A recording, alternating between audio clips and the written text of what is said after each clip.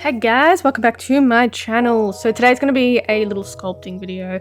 I'm going to go through the process of sculpting this little cat commission. It's someone's pet that they lost, and I'm going to be making it in a doll form. So the customer sent me a couple of photos, like reference images, and spent a bit of time sculpting the face just to get it sort of right. One thing to remember when you're sculpting for art dolls and you're going to attach faux fur is just to make them a little bit smaller, because when you add the fur on top of the polymer clay, it sort of makes it a little bit bigger, so you don't want it disproportioned to the doll that you're making. So basically for all of my dolls at the moment, I'm basically doing mostly sculpted ones. I haven't been doing many resin ones at the moment, but for the sculpted ones, basically what I do is get an aluminium ball, like a foil ball for the armature inside the head, and roughly shape it to like a skull shape of the animal that you're sculpting. And this acts as like the armature basically for what you're creating. And you don't want to do a solid polymer clay piece because it's too much clay for starters. It's too heavy, and when the thicker the clay, you basically have a chance of it not baking because it's too thick. So I usually make it thin as possible, and that way your polymer clay will bake properly and the head isn't as heavy as a solid one. So I am using Sculpting Original for this one. I like to use Sculpting Original because I like working with softer clays, but you can get harder clays like Super Sculpey or Sculpey Firm. But for me, I personally like working with softer clays. I think the thing with softer clays is you can't really add as much detail as harder clays, but I can do a video on the different types of polymer clay as well. And what I find that the differences are. So let me know in the comments if you're interested in something like that. But I like, for my art dolls, I like working with softer clays because I work quite fast, and I like to be able to sort of move things around easily. So basically I have some reference images up on my computer next to me, and at different angles of the faces so I can get the proportions right. And basically, especially when you're doing someone's pet, you need to be able to get the face shape correct. Otherwise it ends up looking like something totally different. And with cats, different breeds have different shaped heads. So, you know, they have like really subtle changes in their eye structure or the ear structure. So it's really important to try and get those characteristics right, especially when you're doing someone's pet. Not so much when you're doing just a general cat or a general type of animal. You can sort of make it up as you go, but when it's someone's pet, it's sort of, they know what it looks like, rather than just the animal. So yeah, spend a bit of time making sure I'm getting everything right. The little muzzle structure is a little bit different from other animals, and like I've got cats too, but I got Burmese cats and their snouts aren't as long as a domestic cat.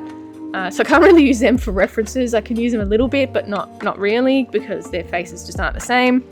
So yeah, there's so many little subtle differences with domestic cats that you really just have to take into account. So basically when I start off, I work with the muzzle and the mouth area first, and I try and get that right before I start working and refining everything else. It's basically like a nice little solid base to work from, and then you can go ahead and just start working on where the eye structure is going to sit, and just everything else that's, you know, the shape of the head.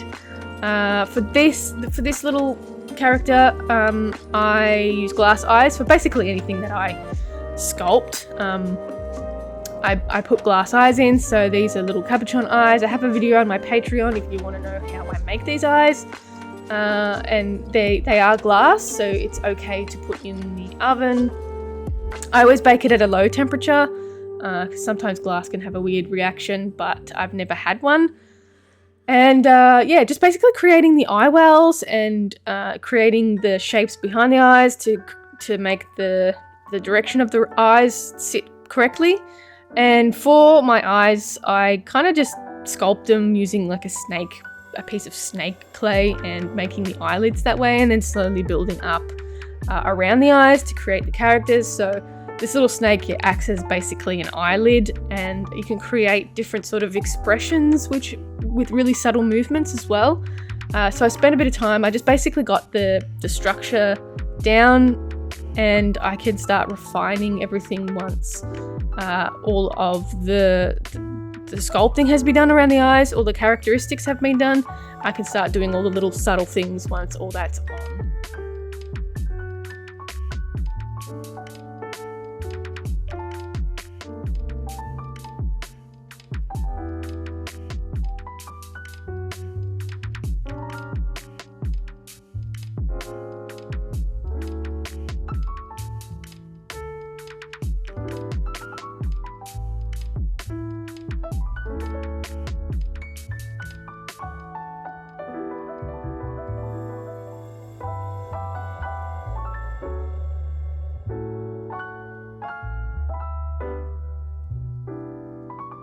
And I also build the brow using the same sort of technique, but obviously a bigger snake, and just work from there. I don't do things too big, but it doesn't really matter because you can like subtractive sculpt as well, which I do that quite a lot. But you know, there's no right or wrong way to sculpt. It's just whatever works for you and whatever works for the sculpture that you're doing. And if you like working slowly, then you can always add little bits and pieces to your clay to build up the areas that you want to build up.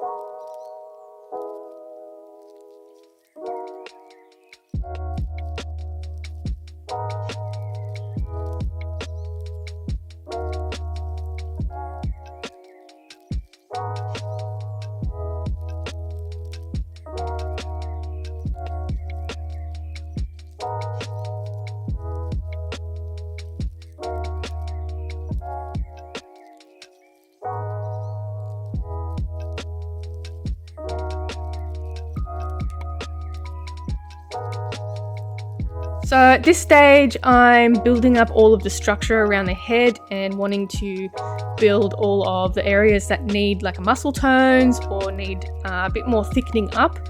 I just build them up slowly, and because it's softer clay, I can sort of push the clay around. That's why I like working with softer clays, because I like pushing the clay around a little bit. And not everyone sculpts like that. Some people sculpt with like small little bits of clay and then slowly work it into each other, but I like to work with larger bits and sort of push it around to the areas that I want it to sit.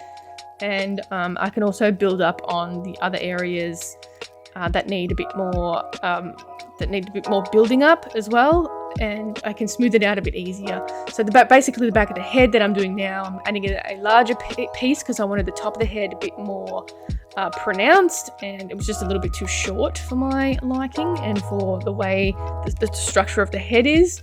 And I also am starting to build up the areas where I want the ears to sit, so they need to be a little bit more pronounced as well, and just adding a piece of clay to those areas before I attach the ears.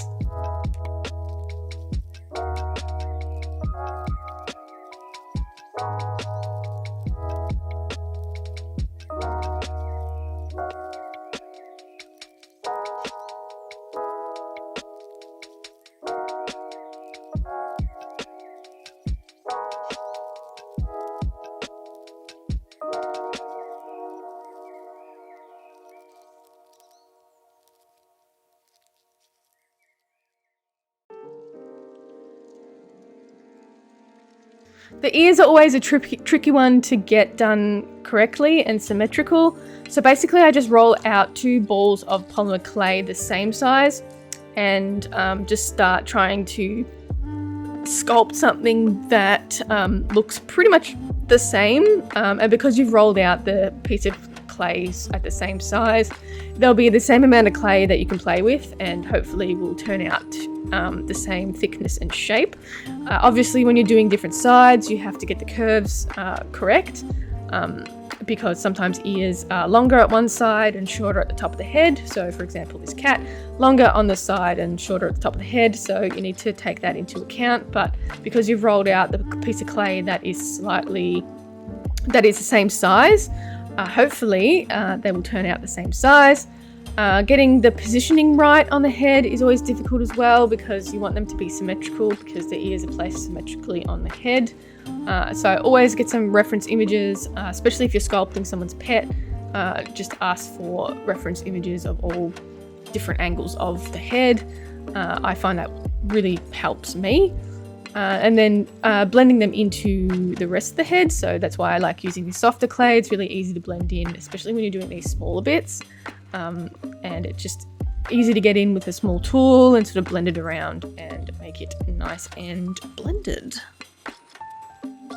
And for the rest of the time, I spent quite a couple of hours just getting everything right and symmetrical and the way I wanted it. So added any muscle tone and details. Played around with the eyes to get the shape right, added some details on the ear, and I'm just adding a little bit of fur to the areas that are going to be have less of fur around it. You don't have to do this, but I always find it helps with just finishing a sculpture off and seeing where you sit. So that's basically it for this little one. I tried to film some paw things, but it didn't turn out that great, but it's pretty simple. So I am currently still working on the doll, so a video will be coming up on the whole doll process. I'm currently felting it, but stay tuned for that. Head over to my Patreon if you want a little bit more behind the scenes things and coupons and also printables. Thanks to my patrons for supporting me. I just put a new video up talking about the movable panda jaw, so check that out on my Patreon. And also, check me out on Instagram, Facebook, and TikTok at Creatures of Nat, my shop, creaturesofnat.com, and catch you in the next one. Bye!